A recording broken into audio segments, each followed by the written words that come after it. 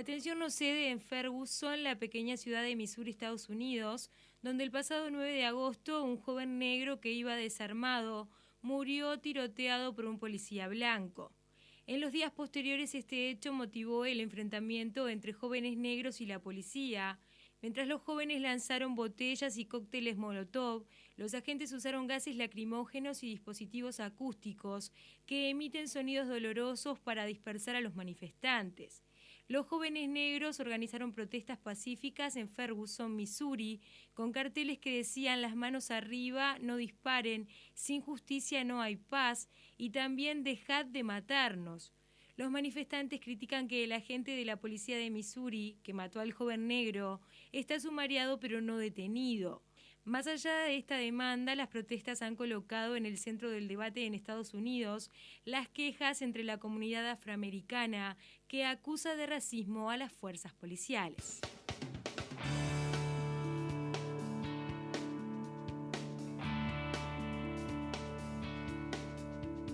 Muy buenos días y ya le damos la bienvenida a nuestra analista internacional, Susana Mangana. ¿Cómo andás, Susana? Hola, buenos días, Ana María. Y bueno, este tema de Missouri y las propias condiciones de vida en la que vive la población afrodescendiente y los inmigrantes en Missouri no es lo mismo que cómo vive la población blanca. Sí, evidentemente pareciera algo de película. Después de 60 años de la prohibición de la segregación racial en las aulas, en la educación, y tras 50 años de haber aprobado aquella ley de respeto a los derechos civiles, vemos que todavía la brecha es enorme entre la población blanca y la población afrodescendiente, pero ahora tenemos que sumarle también las cuotas de racismo y discriminación a la población hispana muy cercana a nosotros aquí en el continente. Y me refiero a la educación porque yo creo que el germen del problema de Ferguson no es otro que desde el inicio de la vida de estas personas de distinto color de piel que no acceden en las mismas condiciones, por ejemplo, a la educación, al acceso laboral, a lo que es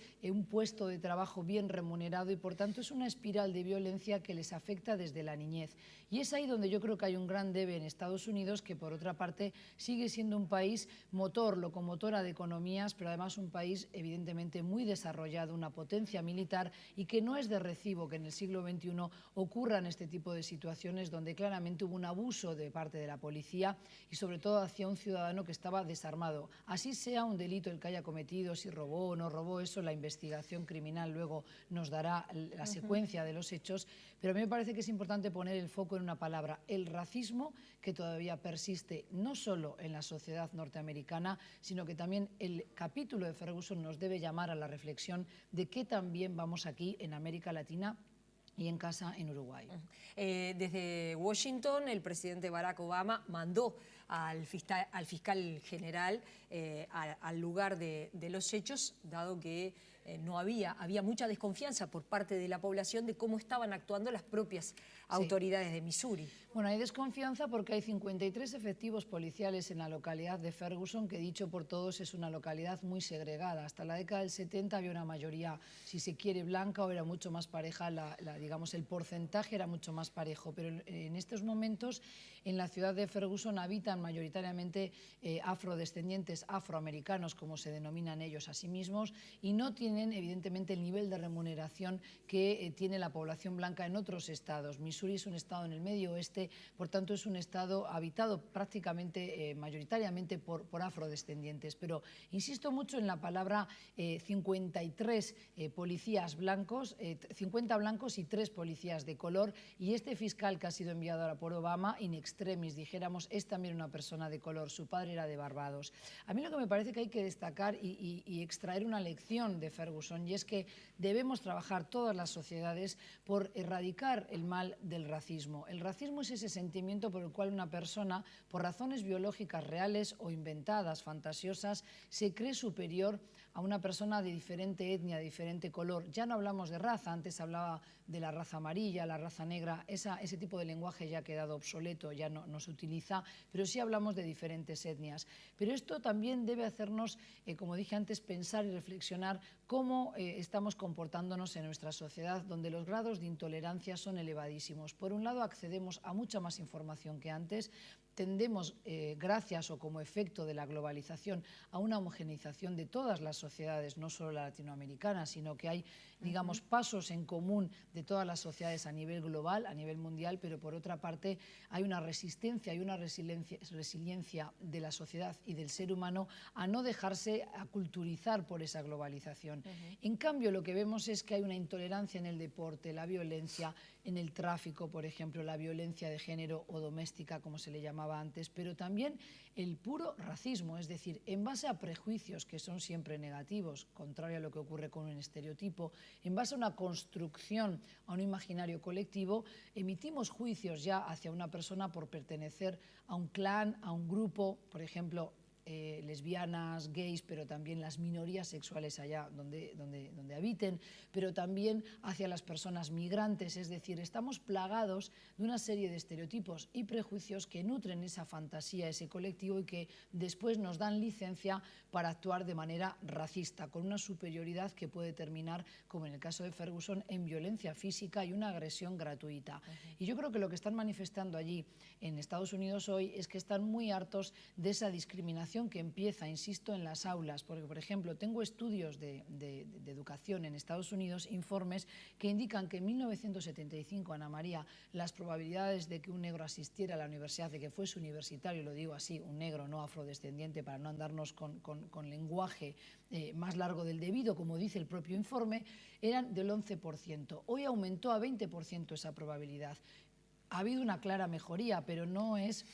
un avance suficiente. En cambio, hay una brecha, sigue la brecha con la población blanca, porque de 1975 al presente, al 2014, del 25% de probabilidades para los blancos de ser universitarios, hemos saltado al 40%. Y en el caso de los hispanos, del 9 al 16%. Ahora bien, hay todavía abandono escolar, pero también abandono en las aulas universitarias. ¿Por qué? Porque la población hispana, al igual que, por ejemplo, la afrodescendiente, necesitan muchas veces trabajar y poder acompañar sus estudios con trabajo. Tienen otras condiciones económicas para empezar, con lo cual ya no pueden estudiar tantos años y el abandono en el caso de los afrodescendientes es del 60%. Susana, leía algunos analistas internacionales que señalaban que la preocupación del presidente Barack Obama no es solo por lo que pasó en Ferguson, Missouri, sino también por lo que se llama el efecto contagio y lo que sucedió, las protestas, en Nueva York, por ejemplo. Exactamente, los enfrentamientos con la policía se trasladen, por ejemplo, a New York. Pero es que tienen razones para estar preocupados, porque realmente yo creo que Estados Unidos no puede darse el lujo de tener estos episodios. Hemos visto en cantidad de ocasiones, hay casos muy recientes, del 2012 hasta aquí, por ejemplo, donde hemos visto ciudadanos, sobre todo jóvenes de origen, como digo, africano, afrodescendientes, que han sido destratados por la policía, cuando no, lisa y llanamente, asesinados,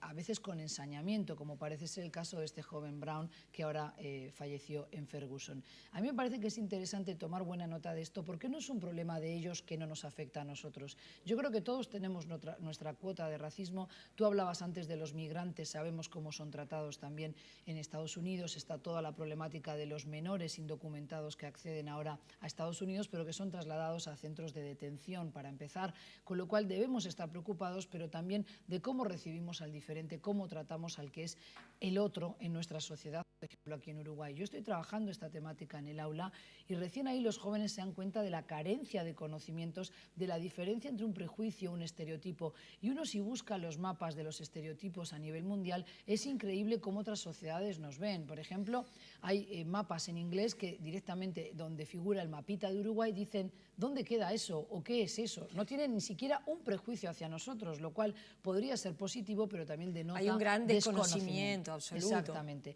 Como también nosotros tenemos nuestros prejuicios hacia los orientales, y a todos los llamamos chinos, como si todo el que provenga de Japón, Corea o Tailandia también es un chino, y no es así. Y yo creo que eso es uno de los males de esta sociedad posmoderna. Y tiene una connotación de desprecio, ¿verdad? Exactamente, es peyorativo ese trato. Entonces yo creo que es algo que tenemos que trabajar mucho más en las aulas, y directamente te confieso que yo lo trabajo con chicos de segundo año de universidad en Geografía Económica y Humana, y ahí se dan cuenta lo poco que conocen los mapas, qué poco saben de otras sociedades, y ahí ellos empiezan a engancharse, a buscar mapas, a darse cuenta de dónde están los océanos que bañan esos países, o los ríos, o cuál es la composición de su identidad. La identidad se nutre de todo esto, ¿verdad? De tu etnia, pero pero también de tu creencia religiosa, de la lengua materna, pero también a veces va acompañada de esos estereotipos que te van dando a ti o te arrogas el derecho a discriminar a otro. Por eso yo creo que el problema de Ferguson es bien interesante para estudiarlo como un caso de estudio y ver todas las aristas. Y uno de los problemas, y a mí me atañe directamente, es la educación. Creo que tenemos que trabajar mucho más en el aula toda la cuestión de la alteridad, el trato y el respeto hacia el otro, hacia el diferente, sobre todo en sociedades multiculturales como tenemos en Uruguay, pero que no necesariamente en toda su etapa, en toda su historia de vida, el Uruguay fue multiculturalista, es decir, no siempre se promovió el acentuar la diferencia cultural entre las diferentes migraciones que llegaban al país, sino que se buscó que se asimilaran, que se adaptaran al territorio y conformar así una nueva identidad uruguaya mucho más homogénea. Pero en la actualidad hay colectivos, no solo el afrodescendiente, sino también colectivos de otra expresión de fe diferente, por ejemplo, a la otrora mayoritaria, que era la religión católica, que también reivindican sus espacios públicos, por ejemplo, sus derechos, sus ritos. Entonces, es bien interesante que esto lo traslademos al aula y a nivel de primaria, diría yo, empezar a concientizar a nuestros niños para que sean personas mucho más justas, mucho más sanas también en su pensamiento y que puedan relacionarse con el otro en un pie de igualdad. Y que vean en la diversidad un beneficio y no un obstáculo. Susana, te estás yendo de viaje, no vamos a contar contigo el próximo viernes. ¿Hacia dónde partís? Bien, antes de comentarte eso, quería simplemente sugerir una película que creo que viene muy bien para este tema del racismo, de la intolerancia, que es The Help, La Ayuda. Trata de la década del 60, 70, donde en Estados Unidos la mayoría de las empleadas domésticas eran afrodescendientes y cómo eran destratadas, a pesar de que ellas son el pilar central del hogar. Esa misma realidad se puede trasladar hoy a las empleadas domésticas latinoamericanas o hispanas en Estados Unidos, con lo cual bien vale la pena verla y reflexionar. Y mañana, concretamente, ya parto para el Líbano, viajo acompañando una comitiva oficial para entrevistar y para encontrar a las familias sirias, algunas de las cuales después se van a acoger a ese plan de reasentamiento en el territorio uruguayo, con lo cual es una oportunidad también muy bonita para mí para volver a Oriente Medio, que sabes que es parte de mi objeto de estudio, pero también para conocer esta realidad que es muy dura, la de los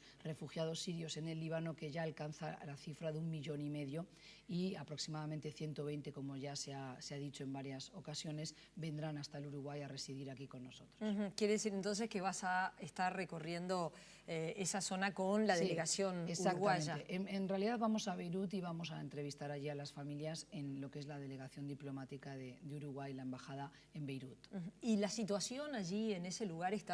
sigue incambiada? Bueno, la situación en Líbano realmente están pasando momentos difíciles porque ellos también se ven afectados, impactados por lo que son ya casi 4 años de guerra civil de Siria. Al flujo de migrantes, por ejemplo, de Asia para trabajar en el Líbano tienen que sumar ahora los refugiados sirios, muchos de los cuales están indocumentados y se convierten rápidamente en apátridas porque no pueden acogerse a la ayuda de su gobierno sirio, entre otras cosas porque en la embajada no los recibirían porque son considerados desertores o traidores a la patria, con lo cual es una problemática bien profunda, pero por si fuera poco también, ahora al panorama de incertidumbre tenemos que añadir el capítulo del Estado Islámico, este grupo ultrarradical que ha declarado un califato islámico y que también está amenazando las fronteras del Líbano, porque el Líbano, próximo a Siria, próximo a Irak, se ve repercutido por esta situación de violencia inusitada, pero una violencia rancia, además, anclada en una interpretación totalmente exagerada de las Sagradas Escrituras del Islam,